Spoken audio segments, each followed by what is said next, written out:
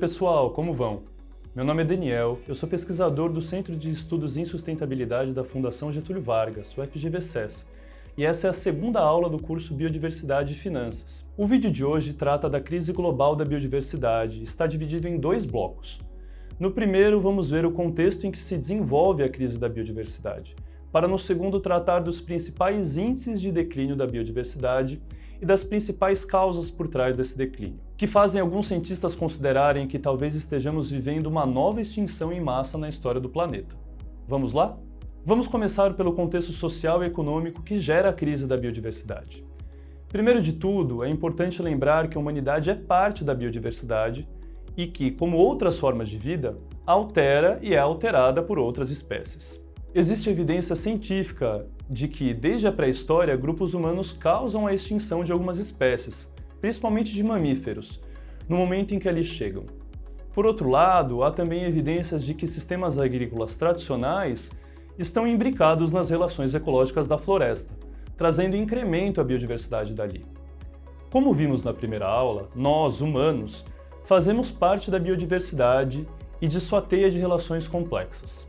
Porém, algumas atividades humanas têm alterado a natureza de forma significativa, degradando as condições ambientais globais, afetando a teia de relações de que fazemos parte. Isso acontece de forma mais acentuada a partir da década de 1950, quando a humanidade consolida seu modelo industrial de produção e aumenta exponencialmente o uso de energia, o consumo de matéria e o crescimento populacional, exigindo assim recursos naturais em uma escala sem precedentes. O historiador inglês John McNeill chamou a esse período de a Grande Aceleração, relacionando o aumento global da escala das economias com a alteração exponencial da natureza no mundo todo. Segundo o autor, entre os anos de 1950 e o começo do século XXI, ou seja, agora, 3/4 de todo o gás carbônico de fontes antrópicas foi emitido. O número de pessoas no planeta triplicou e a maior parte da população passou a se concentrar em centros urbanos. Por um lado, aumentando o consumo de energia elétrica, de materiais plásticos e de fertilizantes, e, por outro, a geração de resíduos domésticos e industriais. Paisagens naturais foram significativamente alteradas nesse período. Rios foram barrados para a geração de energia e vastas áreas de vegetação nativa foram transformadas em cultivos agrícolas, especialmente commodities para exportação. Essas tendências estão representadas nesse conjunto de gráficos organizados por McNeill.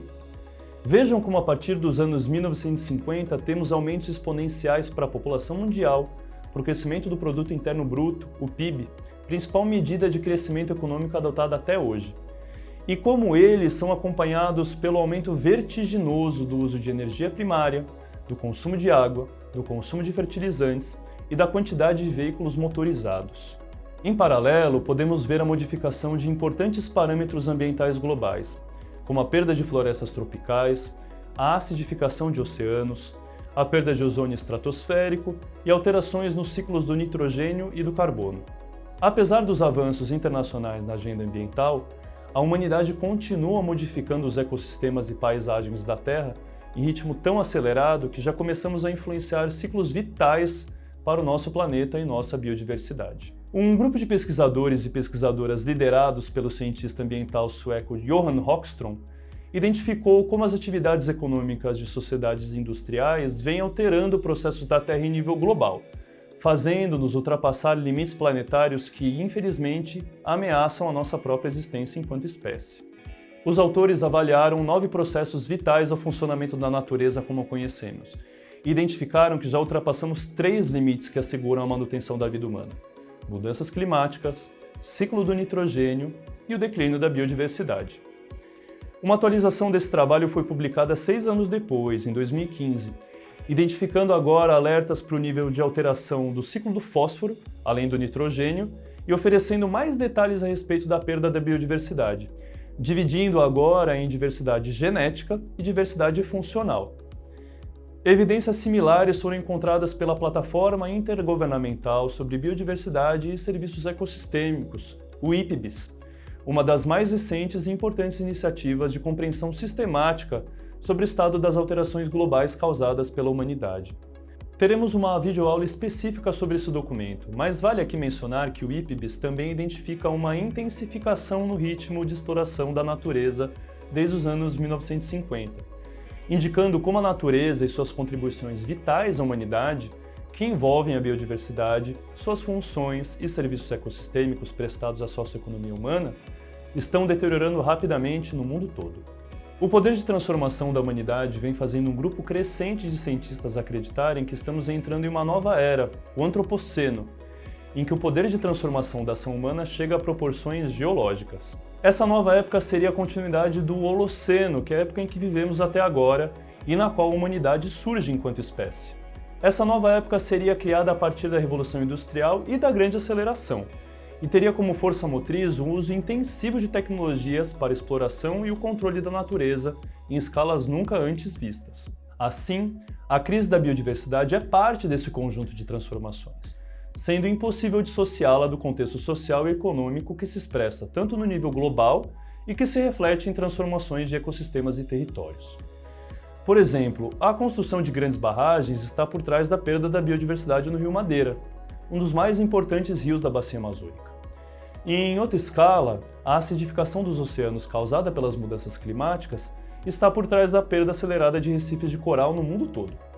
Podemos pensar ainda no sentido contrário, isso é, como a perda da biodiversidade agrava a transformação de processos da Terra, como por exemplo o assoreamento de rios estimulado pela ausência de matas ciliares em seu entorno. Nesse sentido, a crise da biodiversidade acontece junto de uma série de outras transformações ambientais causadas por sociedades modernas e industriais. No próximo bloco, vamos detalhar alguns aspectos da crise da biodiversidade, comentando os principais índices que nos permitem compreendê-la. De partida, precisamos lembrar que nosso conhecimento moderno sobre a biodiversidade é muito limitado. De acordo com a ONU Biodiversidade, estima-se que em toda a biosfera existem mais de 11 milhões de espécies, das quais menos de 2 milhões foram descritas cientificamente pela humanidade. Mesmo com essas limitações e reconhecendo a complexidade da questão, podemos afirmar que hoje existe conhecimento consolidado sobre o declínio global da biodiversidade. O LPI, ou Living Planet Index, agrega a abundância de populações de mamíferos, aves, peixes, répteis e anfíbios terrestres, de água doce e marinhos no mundo todo, tendo como referência valores da década de 1970.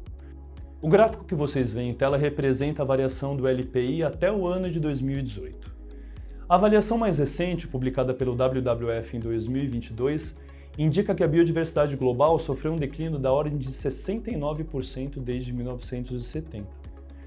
O LPI é calculado também por regiões do planeta.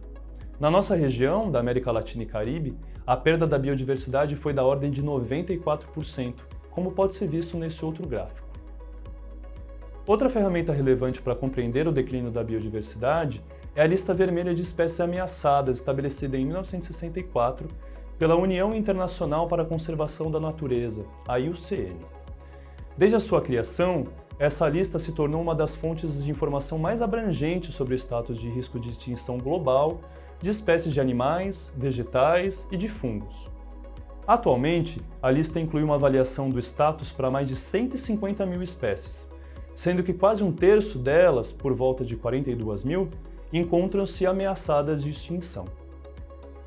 Analisando a inclusão de espécies na lista vermelha ao longo do tempo, o WWF identificou o risco de extinção para alguns grupos de seres vivos.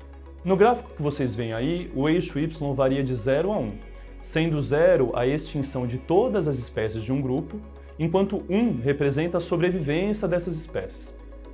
Nota-se como um grupo de plantas, as cicadáceas, que hoje são usadas para fins ornamentais, estão em uma situação crítica e como o risco de extinção de corais vem aumentando rapidamente.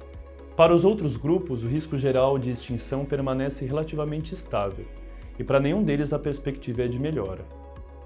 A ONU Biodiversidade estima que nos próximos 100 anos perderemos de 20% a 50% de todas as espécies que vivem hoje no planeta Terra. Essa taxa é 1000 vezes maior que a taxa natural de extinção, o que tem feito estudiosos e pesquisadores questionarem: estamos vivendo uma nova extinção em massa, agora causada por fatores humanos? Há autores que argumentam que a recente perda de espécies causada por atividades econômicas modernas é dramática e séria, mas que ainda não se qualifica como uma extinção em massa no sentido paleontológico, isso é, como as últimas grandes 5 extinções que ocorreram nos últimos 540 milhões de anos. Por outro lado, há pesquisadores que argumentam que nossas estimativas são subestimadas e que a situação real é mais grave que aquela que podemos medir. Talvez ainda não seja possível afirmar que estamos vivendo uma sexta extinção em massa, mas existem indícios claros de que a perda de espécies ameaça a existência humana, que pode ganhar escala e levar o mundo a um estado de extinção em massa. A biodiversidade que temos é resultado de um processo de evolução que aconteceu em grande parte na ausência de nós, Homo sapiens. Nós, como espécie, surgimos há apenas 350 a 200 mil anos, enquanto os ecossistemas que temos hoje começaram a se formar por volta de 2,6 milhões de anos atrás. Já a vida em si é quase tão antiga quanto o planeta, com 3,5 bilhões de anos. Hoje, porém, a biodiversidade do planeta precisa lidar com pressões dos nossos sistemas econômicos cada vez maiores em escala. Emissões de gás carbônico continuam a aumentar e a fragmentação de hábitats se intensifica em todos os continentes. A poluição de solos e das águas por agrotóxicos e por resíduos industriais inviabiliza a sobrevivência de espécies mais sensíveis. A sobrepesca, a caça excessiva, a introdução de espécies exóticas e de patógenos associados à presença humana são estressores ecológicos mais intensos do que a maioria das espécies havia experimentado nos últimos milhões de anos. Se mantivermos nossas práticas econômicas e sustentarmos essas tendências, vamos exercer ainda mais pressão sobre a biodiversidade, intensificando taxas de extinção de forma complexa, imprevisível e até irreversível. Como já falamos, muitos fatores estão por trás da perda da biodiversidade. Entre os principais estão o uso insustentável da terra, da água e de energia, além das mudanças climáticas. Atualmente, 40% de todas as terras foram convertidas para a produção de alimentos. A agricultura de larga escala é responsável por 90% do desmatamento global e responde por 70% do uso da água doce do planeta, alterando significativamente hábitats e acelerando extinções. Diante dessas evidências, fica cada vez mais claro que precisamos encontrar alternativas à nossa forma de produzir. Como veremos ao longo dessa série de vídeos, a perda da biodiversidade gera consequências graves para a existência humana. Traz riscos ao funcionamento de nossas economias e às atividades de agentes privados e para o mercado financeiro. Abordaremos esse tema em próximos vídeos, específicos sobre o risco da perda da biodiversidade para agentes privados e do mercado financeiro. Bom pessoal, por hoje ficamos por aqui. O vídeo de hoje foi um panorama sobre a crise da biodiversidade. No próximo vídeo falaremos dos esforços internacionais para o enfrentamento dessa crise, abordando os principais acordos firmados e caminhos para a ação pensados no âmbito de conferências da ONU. Até lá!